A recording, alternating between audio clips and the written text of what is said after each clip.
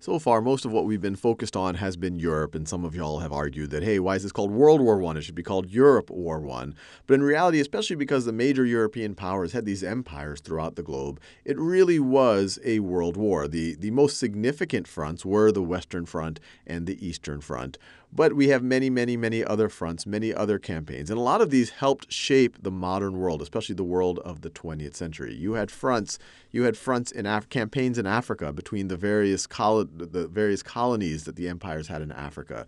You had a front here in the Caucasus between the Ottoman Empire and Russia. You had Japan involved. Japan in World War I was on the side of the Allies. It wasn't one of the major actors in World War I, but it helped provide naval support. It helped against some of Germany's colonies in the Pacific and in China.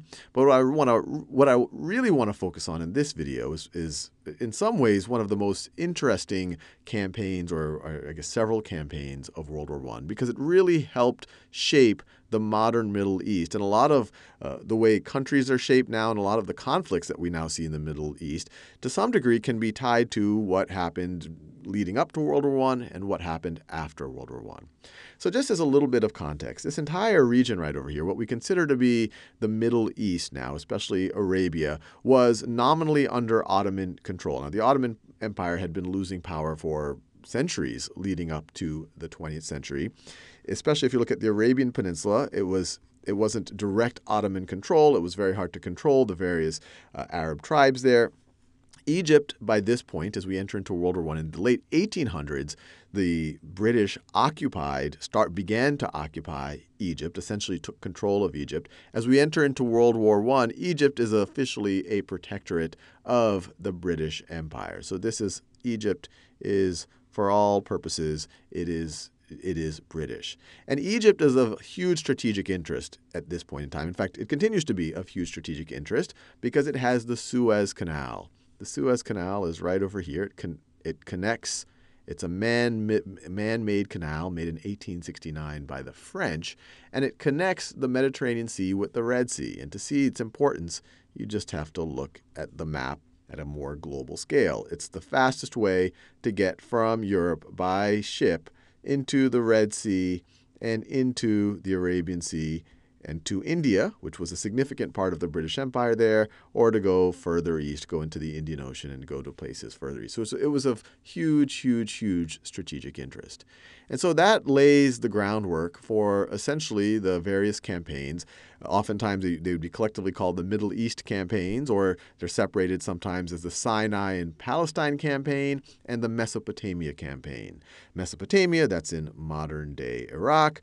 The Sinai Peninsula, that's part of modern-day Egypt.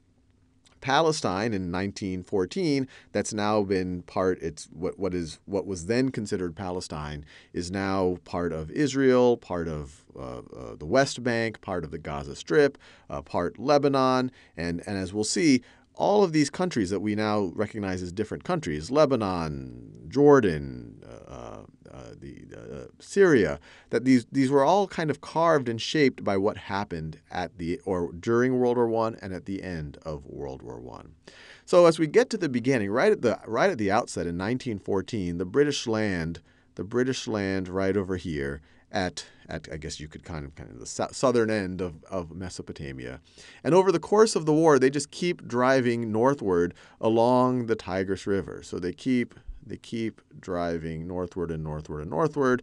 By the end of the war, they've essentially captured what you would consider kind of most of modern-day Iraq. And for the most part, it was a very successful campaign for the British, although they did have some significant setbacks. In particular, at the end of 1915, you have the British who are held up in Kut, and they were essentially sieged by the Ottoman Empire. 147 days siege. After the 147 days, they had to surrender. They were starving in there. They couldn't get supplies. They were dying of sickness. This is actually a picture of an Indian soldier after the siege of Kut, after they were kind of taken by the Ottomans, after they surrendered.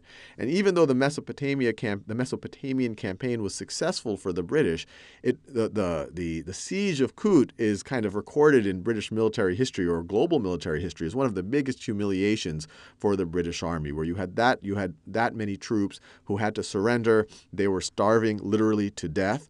And one thing I should point out, I'm going to be talking about the Allies, the British troops, but in the Middle Eastern campaigns, in the Sinai and Palestinian campaign, and in the Mesopotamian campaign, Indian troops, which were part of the British Empire, played a significant factor, especially in the Mesopotamian campaign, and so did the Australian and New Zealand troops. So when we talk about British troops, we're also talking about all of the various nationalities that were part of the British Empire.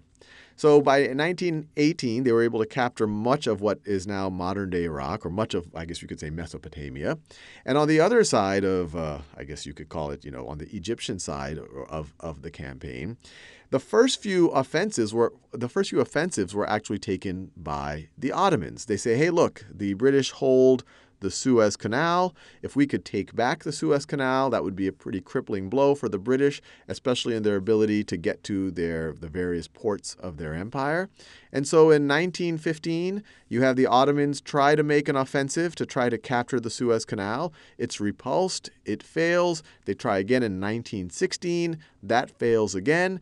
After that, the British then take the offensive. And once again, it's the British, but we're talking they have Egyptian troops, they have Arab troops. Well, Egyptians are Arabs. They have Australian troops with them. They have Indian troops with them. And they start to make an offensive. And that offensive essentially continues through the course of World War I. So by 1915, they make they are able to defend the Suez Canal. 1916, they defend it again. By 1917, they're making an offensive. They're able to, after several tries, they're able to take Gaza in 1917. Then they're able to take Jerusalem, which was kind of a major source of prestige. Obviously, Jerusalem has a thousands years history of various armies trying to take Jerusalem. But then they continue on, and as they saw that the end of the war was imminent, especially as we get into 1918, the British and the Allies were essentially on a land grab, because they knew that as soon as an armistice is called, it's kind of your last chance to grab more land, and then it goes to the bureaucrats to start negotiating things. So in 1918, the British are essentially on a land grab, or especially the Allies. They take Damascus. They get all the way north to Aleppo. And by the end of 1918, you essentially have the end of the war. You have an armistice at the end of October with the Ottoman Empire. We know that the Austro-Hungarians signed their armistice in early November, and so do the Germans, and World War I is over. Now, there's a bunch of interesting things here, and I'm kind of doing a very broad survey of these campaigns. One is the famous movie Lawrence of Arabia. It took place during these campaigns. This is a picture of T.E. Lawrence, who was he was many things, but he was this interesting character who helped the Arabs rise up against the Ottomans, against the Turkish rule. So he was heavily involved in helping to coordinate the Arabs' uprising against the Ottomans. So in this case, the Arabs were helping the Allies essentially push the Ottomans back. Now, the most interesting thing, the outcome of this, and we'll probably talk into a lot more detail about this in future videos, is because by the end of the war, you have the Allies in control of all of this territory. Let me do that in a better color. In control of all of this territory right over here, it was really left to them to carve up the modern Middle East. And it was agreed to ahead of time that the French would gain control of kind of what is now Syria and Lebanon. So this is roughly Lebanon's right over there. Syria, we're talking roughly this region, including Damascus.